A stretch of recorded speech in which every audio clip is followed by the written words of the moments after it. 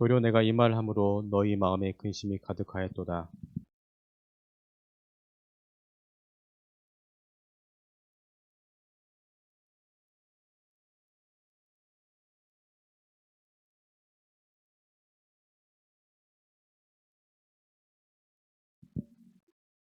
그가 와서 죄에 대하여 의에 대하여 심판에 대하여 세상을 책망하시리라. 죄에 대하여라 함은 그들이 나를 믿지 아니함이요. 아멘. 자, 오늘은 죄에 대해서 함께 나누겠습니다. 그래서 사도신경 중에 죄를 사하여 주시는 것과 라는 이 부분인데요. 자, 우리는 이 세상 가운데 살고 있습니다. 세상은 죄가 가득하죠. 이 신문 보면 이 범죄의 시간이라는 게 있습니다. 그래서 20년 전에 인터넷 보니까 20년 전 범죄 시간표를 보니까 지금하고 좀 다르더라고요. 왜냐하면 사회가 발전하면서 이 범죄 유형도 20년 전과 최근의 범죄 유형이 많이 바뀌었습니다. 자, 20년 전에 이 시간표를 보면 살인이 9시간에 한 번씩, 그러니까 9시간 44분에 한 번씩 살인이 났다고 합니다. 근데 지금은 11시간에 한 번씩 대한민국에서는 살인 사건이 나온다고 합니다. 네, 그리고 또 강도도 그런데 강도는 좀 더 많이 바뀌었습니다. 강도가 20년 전에는 약 1시간 23분에 한 번꼴로 생겼다면 지금은 10시간에 한 번꼴로 생기는 걸로. 그만큼 치안이 좋아졌다는 거죠. 자, 그런데 범죄 유형이 바뀌었다는 것을 뭘로 알 수 있냐면 이 강간에 대해서 성추행 관련해서 범죄가 정말 많이 바뀌었습니다. 20년 전에는 약 1시간 10분꼴로 이러한 성범죄가 나타났다면 지금은 22분꼴로 대한민국에서 성범죄가 나타나고 있습니다. 굉장히 심각하지 않습니까? 근데 좀 인구가 많은 나라는 이게 더 이렇게 좁아집니다. 그래서 좀 인도하고 중국이 어느 나라가 더 인구 많은지 모르겠지만 제가 봤을 땐 중국 같기도 하고 그렇습니다.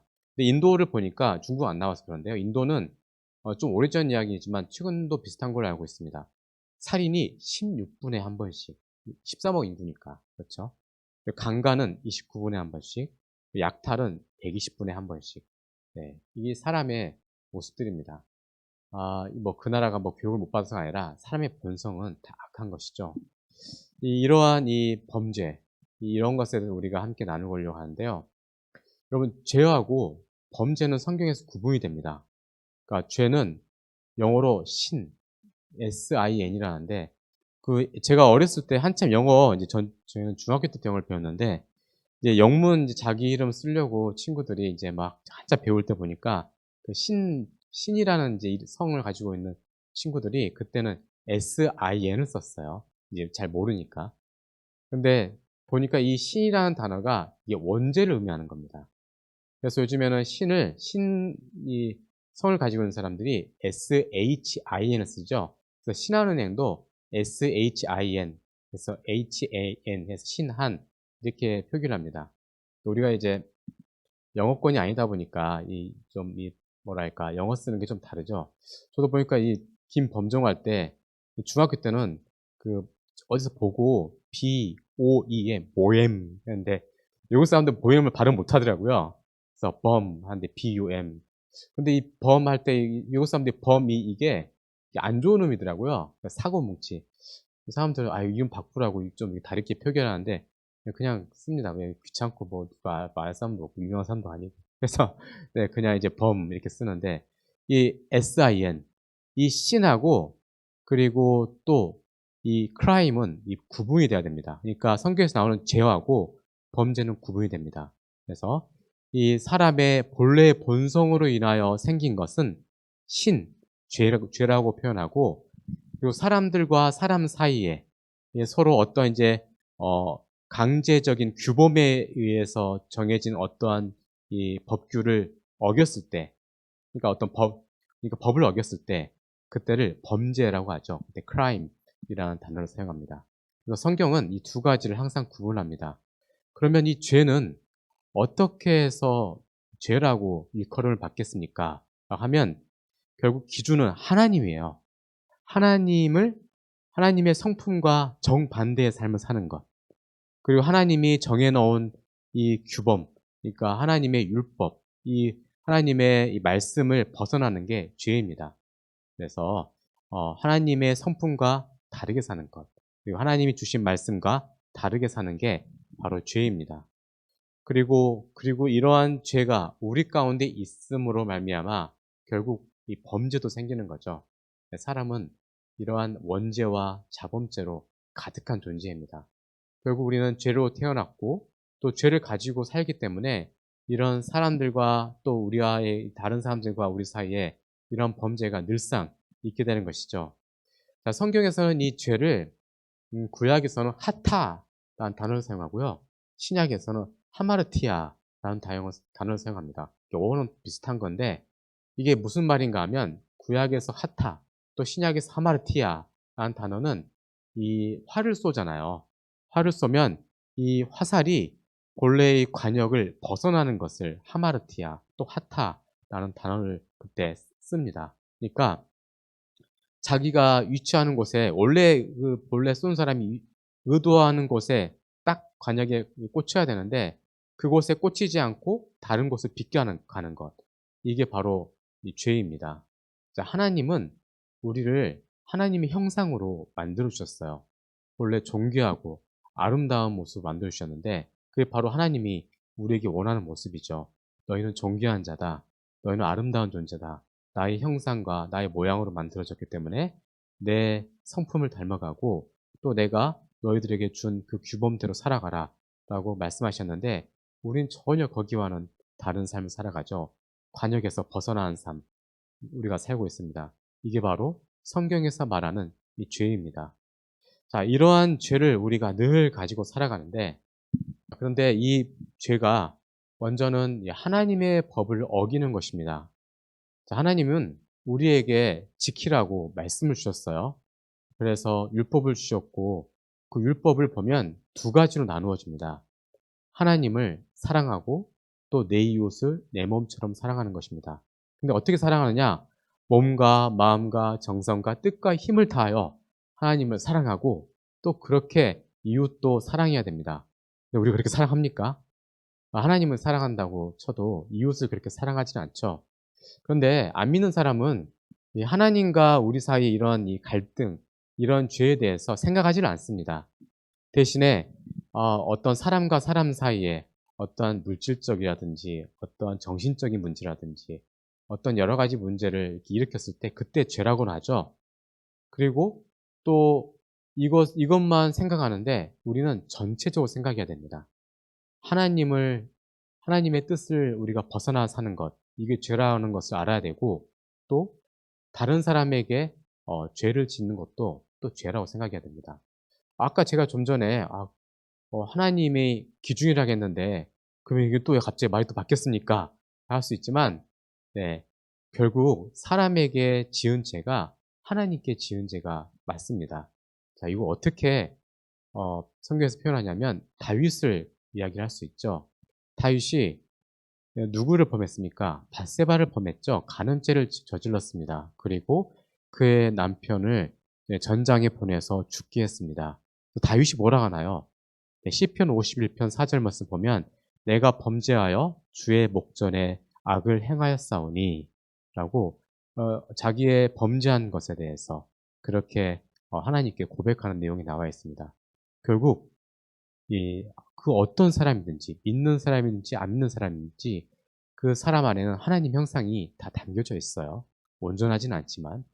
그래서 하나님을 사랑하는 것과 동시에 우리가 또 이웃도 사랑을 해야 되는데 이웃을 사랑하지 못하고 또 이웃에게 범죄를 저질렀다면 그것 또한 하나님께 범죄한 것과 마찬가지입니다. 그래서 늘 우리는 다 죄죠. 네. 사람을 참 믿기가 쉽지는 않습니다. 그런데 우리가 사랑하기는 믿는 사람은 믿을 만한 대상은 안 되지만 사랑할 대상은 되죠. 그냥 하나님 말씀하셨으니까요. 하나님께서 내 이웃을 내 몸처럼 사랑하라 하셨기 때문에 믿음은 좀 덜 가지만 그래도 사랑해야 할 대상입니다. 다음으로 이 죄는 윤리적인 악이다.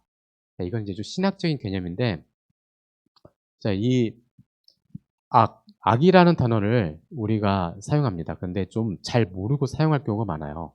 이 악이 언제 이 악을 악하다라고 하느냐면 그 죄로 인하여서 일어나는 모든 그 참상을 의미할 때, 그러니까 죄로 인하여서 나타나는 모든 것들을 다 악하다라고 합니다.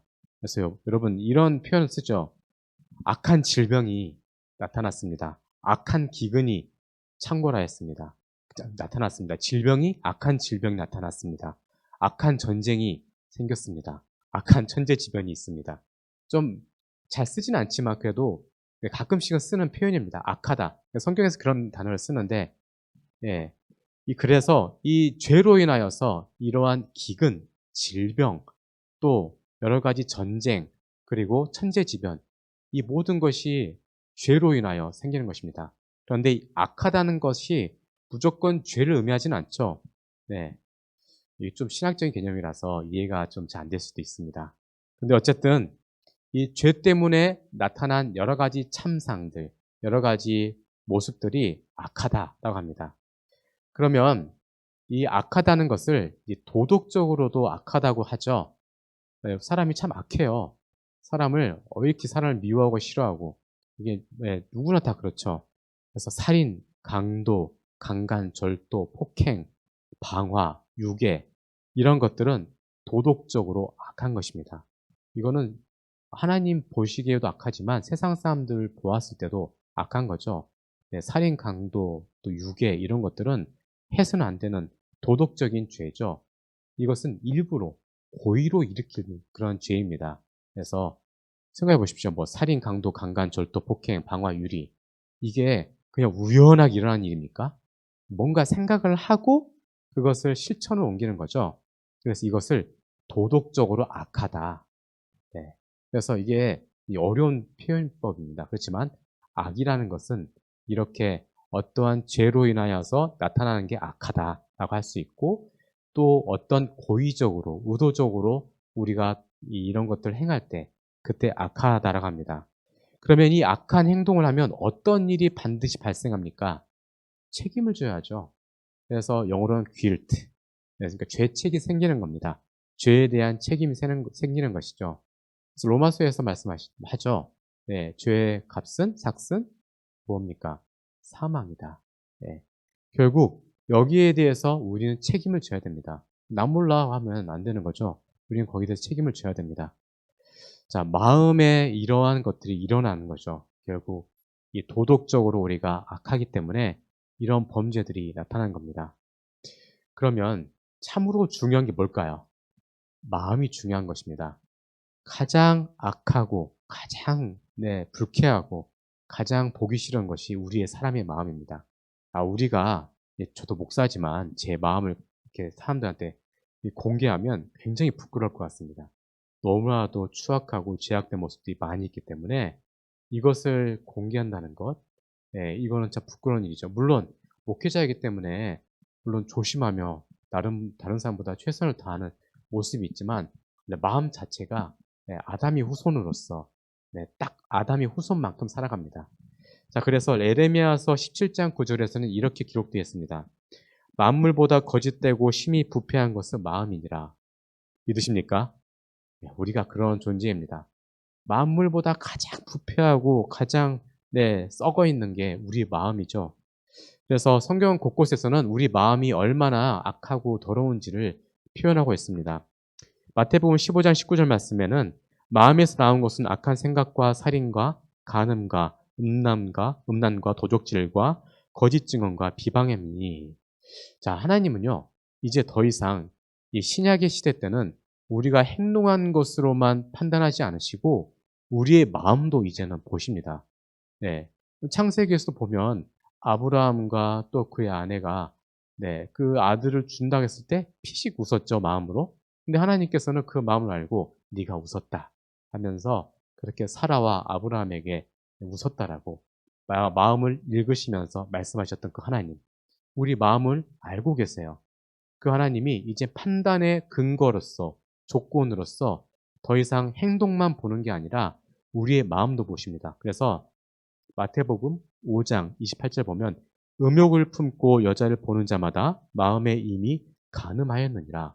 그러니까 구약 시대 때는 율법을 통하여서만이, 그러니까 실제로 간음을 했을 때만 그때에만 이제 간음죄라고 이제 판단이 되었지만 이제 신약의 시대, 이제 새 은혜 언약 가운데서는 이제 마음도 판단의 조건이 된다는 것을 알아야 됩니다.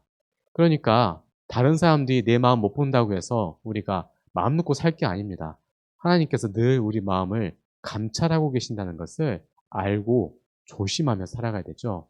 그렇지 않으면 우리는 하나님 앞에서 부끄럽게 설 수밖에 없습니다. 그리고 우리는 다 구원받은 백성이죠. 하나님 나라에 가는 것은 우리는 누구나 다 알고 있고 믿습니다. 근데 하나님 앞에서 떳떳하게 서야지 부끄럽게 서면 되겠습니까? 그 떳떳하게 서려면 지금 우리는 마음도 감찰하시는 하나님이 계신다는 것을 알고 조심하면서 살아가야 됩니다. 자, 이제 이 죄가 이제 뿌리가 이제 교만이라는 것을 알아야 되는데 학창 시절 다 싸워 보셨나요? 저도 뭐 그렇게 뭐 싸우는 사람은 아니었는데 친구들끼리 조금 이제 말싸움 좀 하고 하는 그런 스타일이었는데 근데 보면 그때 마음 막 이렇게 서로 친구들하고 마음 상하는 그 내용을 곰곰이 생각해 보면 아, 성경 그대로 내가 살았구나. 그러니까 성경에서 이 교만이 결국 그것 때문에 죄를 짓는다라고 성경에서 표현하거든요. 그러니까 죄의 뿌리는 교만입니다. 그러니까 내가 이런 사람인데 너 이놈 친구한테 너 이놈 나를 이렇게 대해줘? 이러한 마음이 있기 때문에 결국 다툼이 생기는 거죠. 내가 이러한 사람인데 감히 날 몰라줘? 네, 이러한 마음이 결국 교만하다는 거죠. 이러한 것들 때문에 어떠한 이 작은 죄가 생기고 또 작은 죄가 생기면 점점점 죄가 커지는 겁니다. 이걸 보고 지적인 교만이라고 표현하죠.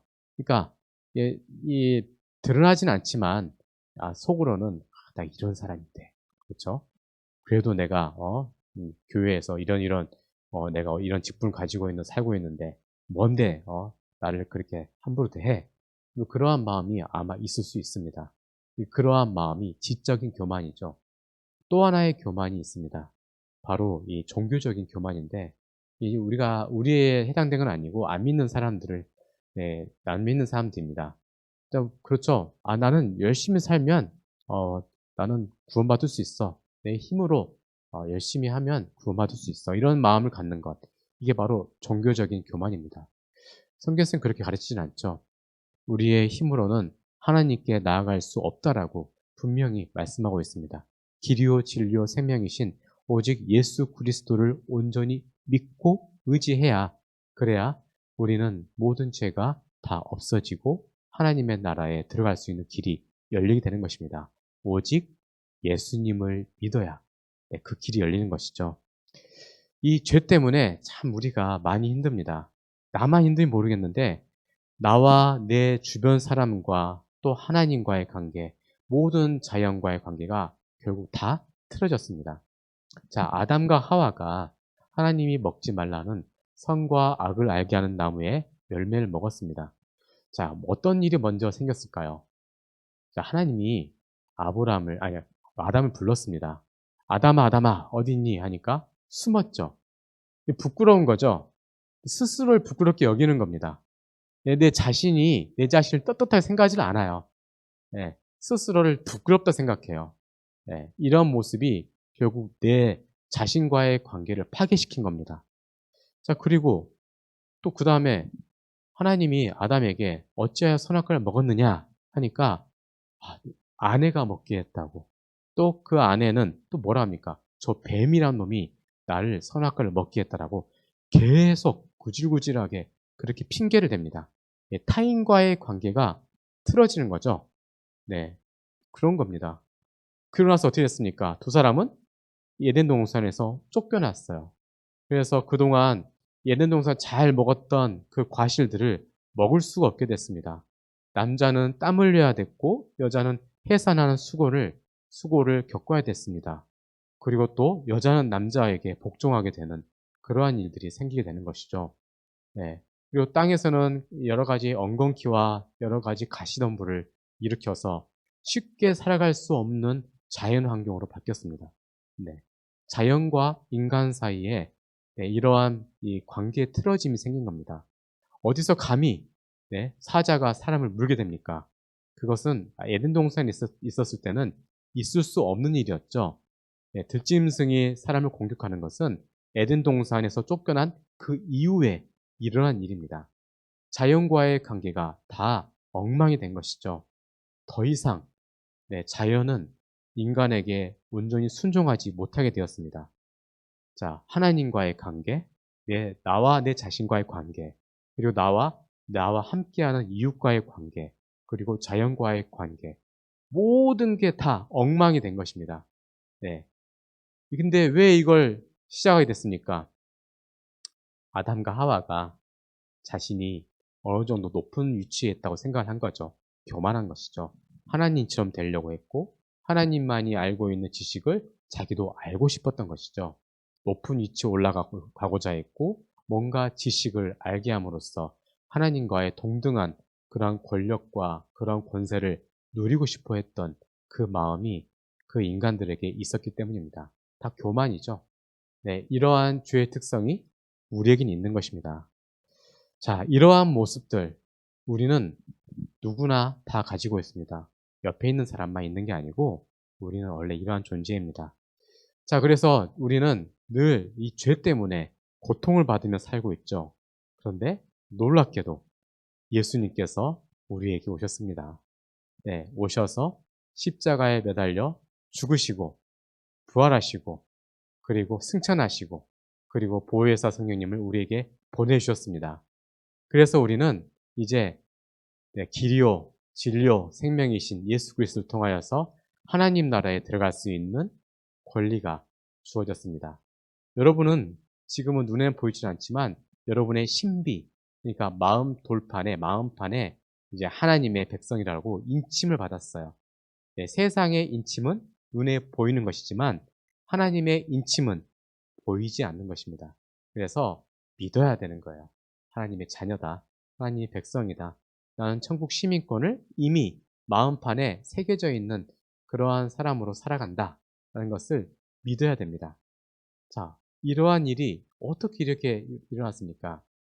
조금 신학적으로 들어가면 이 가정이 있어요. 먼저는 예수님이 우리에게 오셔서 죄가 용서가 됐습니다. 믿으십니까? 그 다음에 그 의라는 게 우리에게 주어졌어요. 의의 정가. 이거 신학적인 개념이에요. 그냥 그런 게 있다고 생각하시면 됩니다. 그러니까 본래 공의의 하나님, 진리의 하나님, 정의의 하나님, 온전한 의의 하나님의 의가 우리에게 전가된 거죠. 그래서 이제는 그 의를 보시고, 그러니까 사람의 의가 아니고 하나님이 우리에게 주신 그 의, righteous, 그 의가 우리에게 주어짐으로 넌 의로운 자다라고 일컬음을 받게 되는 겁니다. 믿으십니까? 의롭다함을 받은 존재, 그게 바로 우리입니다. 그랬더니 중생 다시 태어났습니다.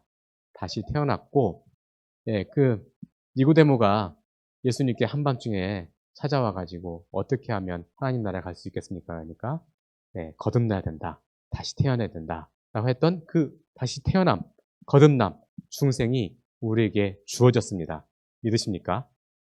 우리는 그러한 축복을 받았어요. 그래서 중생이 되었기 때문에 하나님의 자녀가 된 겁니다. 그러니까 이 과정이 있어요. 이 과정이.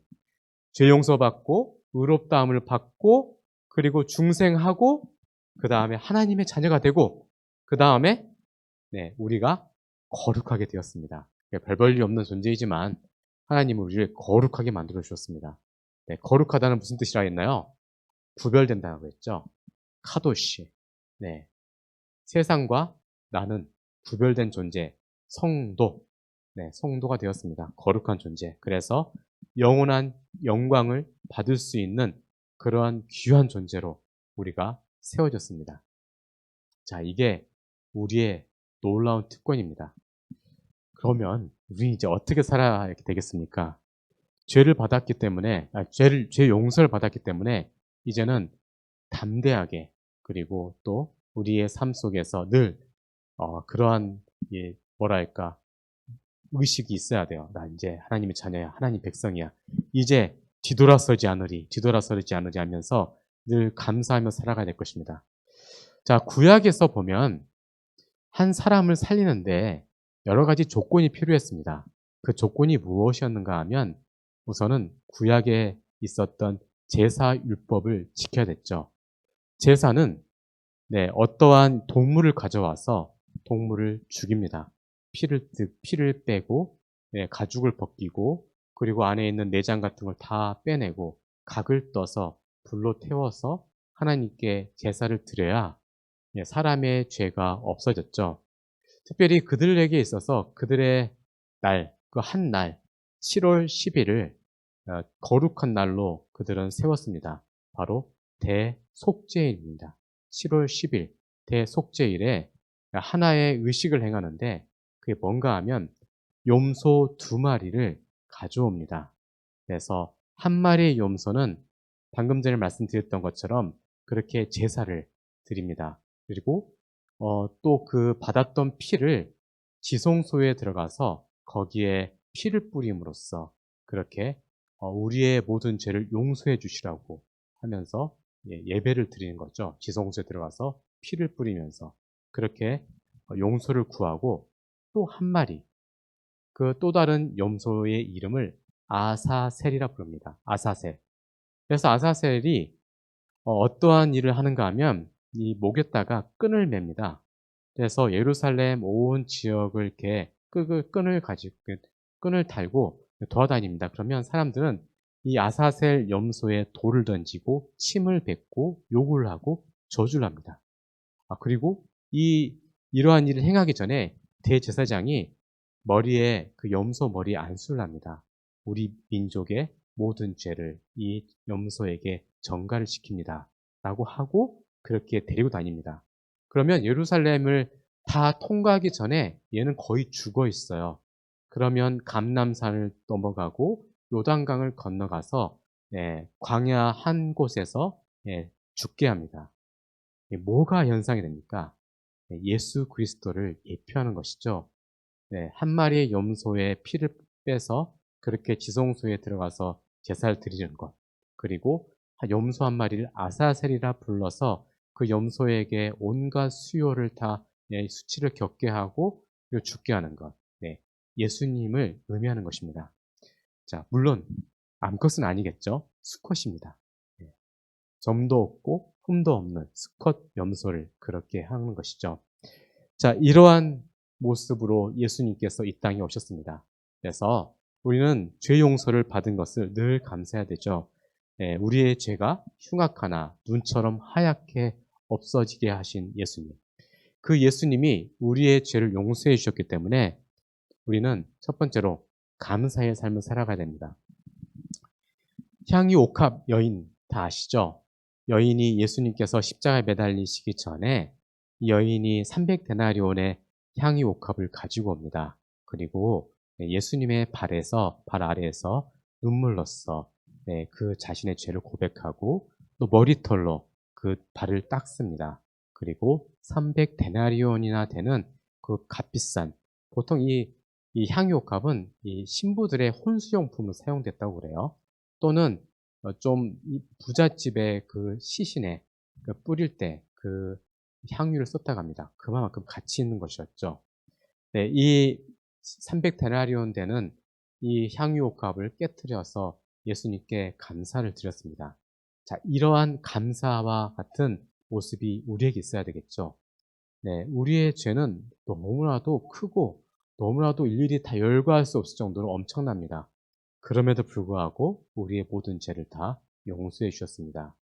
자, 여러분, 1만 달란트 빚진 자 기억나십니까? 자, 1만 달란트 빚진 자가 왕에게 그 빚을 다 탕감을 받았습니다. 자, 한 달란트는 1년 이상의 품삯을 의미하는 것으로서 1만 달란트 하면 어떻게 사람이 계산할 수 없는 엄청나게 큰 돈입니다. 그 큰 돈을 왕이 탕감을 해 주었어요. 그런데 길을 가다가 자기에게 100데나리온, 그러니까 100일 품삯의 그 돈을 빌려가서 못 갚은 친구를 만납니다. 그런데 돈을 왜 안 갚느냐고 따지다가 결국 그 친구를 폭행하고 옥에 가둡니다. 이 이야기를 들은 왕은 어떻게 했습니까? 그 1만 달란트 빚진 자를 다시 옥에 가두었죠. 자, 슬피 울며 이를 갈미라. 이러한 성경의 내용이 나와 있습니다. 자, 우리는 이러한 사람이 되면 안 되겠습니다. 얼마나 많은 죄를 지었는데도 우리의 죄를 다 용서해 주신 주님, 그의 아들 예수 그리스도의 피값으로 우리 모든 죄를 용서해 주셨습니다. 그렇기 때문에 늘 감사하며 살아가야 될 것입니다. 이러한 마음으로 한 주를 승리하시길 주님의 이름으로 축원드립니다. 기도하겠습니다. 하나님, 우리의 죄가 너무나도 위중하고 또 헤아릴 수 없이 숱한 죄를 지었음을 우리가 고백합니다. 그러나 예수님께서는 우리를 위하여 이 땅에 오셨고 또 그분의 공로로 의롭다함을 우리에게 허락하여 주셨습니다. 거룩한 삶을 이제 살게 되었는데 우리가 그렇게 살지 못할 때가 너무나 많이 있습니다. 우리가 이 땅에서 이제는 빛과 소금의 삶을 살아가게 하옵시고 늘 감사하며 또 죄를 멀리하는 인생이 되게 하여 주시옵소서. 감사드리며 예수님 이름으로 기도드렸습니다. 아멘.